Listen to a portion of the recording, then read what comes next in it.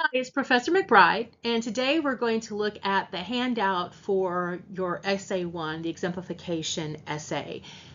You're not going to look at it. I've made it kind of fancy schmancy here. So at the very top of the handout, you're going to see a bulleted list of requirements. The first thing is the language, standard academic English, formal style, suitable for a college paper. Now let me be very clear. I want you to write the best that you can, but when I have freshmen giving me paper that sounds like it's from a scholarly academic journal, I know that they have cheated, that they've either had someone else write the paper for them or they've put it through an AI to make it sound more scholarly.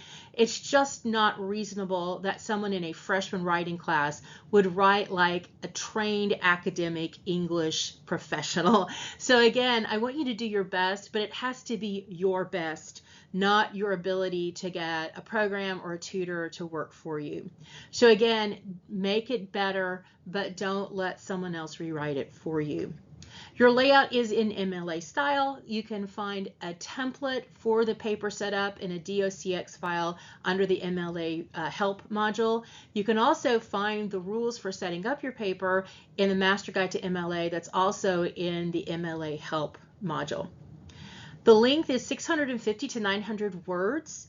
That means that even if you get your margins wrong, your font wrong, you still know have you met the minimum requirements. 650 is a hard number. If it is below 650, then you cannot pass the essay. 650 means that you might be able to make a C of some kind. Usually, if you're only getting 650 words, then you've not developed thoroughly or not included all of the requirements for the essay.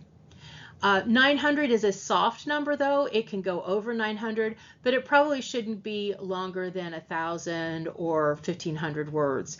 Basically, this is 2 to 3.5 pages long in this page range. So if you get 4 or 4.5 pages, that's okay, but usually if you're getting that much, it means that you're adding stuff to the essay that's not required. Our mode here is exemplification. There will be other videos that follow this one that walk you through how to do an introduction, body, and conclusion paragraphs for an exemplification essay. That is in Chapter 8 of our textbook. Organization, you must use the 3-part thesis-driven style that I've talked about. By the time you watch this, you should have already seen a variety of other videos that talk about the basic academic essay. That's pretty much what we're doing in this unit. 3-part means introduction, body, paragraph, and conclusion. So you're going to have 5 paragraphs in total. Thesis, of course, is that statement at the end of your introduction.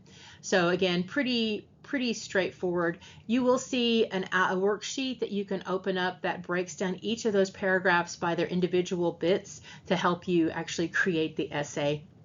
In presentation, your final draft should not be the first draft, by the way. You must revise.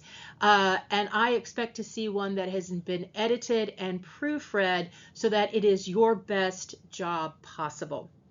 And finally, there is no research allowed in this paper. You are resting on your personal experience and observation for this unit. Any research would be a serious deduction because you're not following the rules.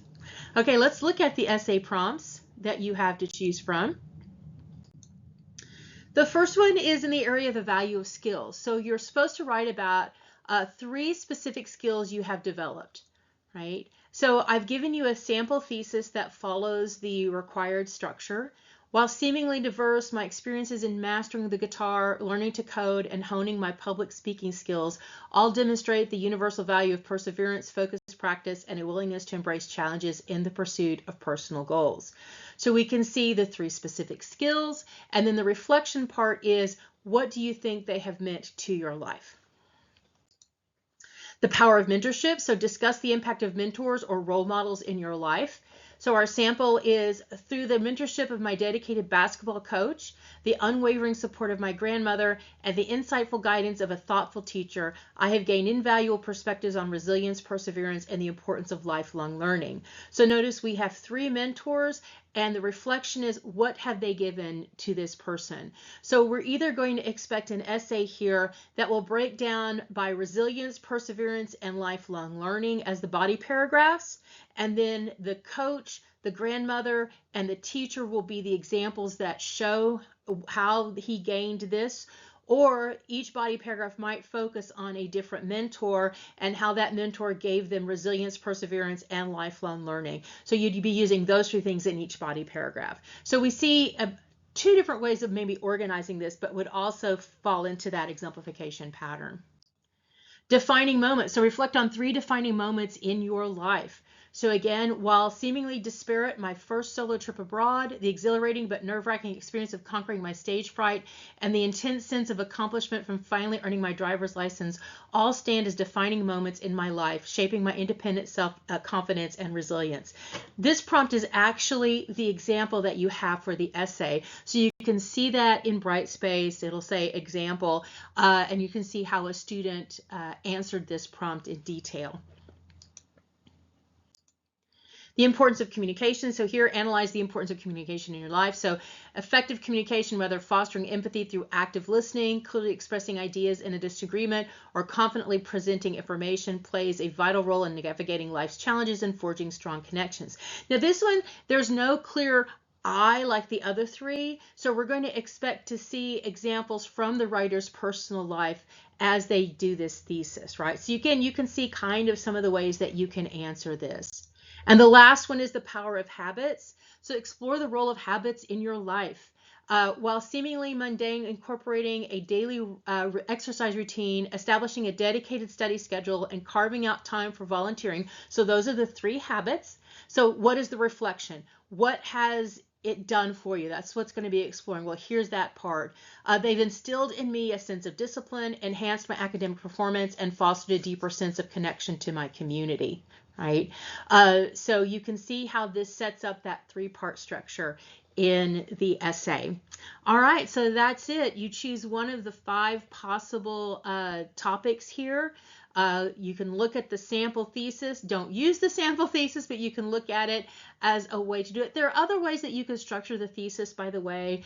You know, I'll probably in the video when we get to the thesis, maybe throw out some other possibilities here.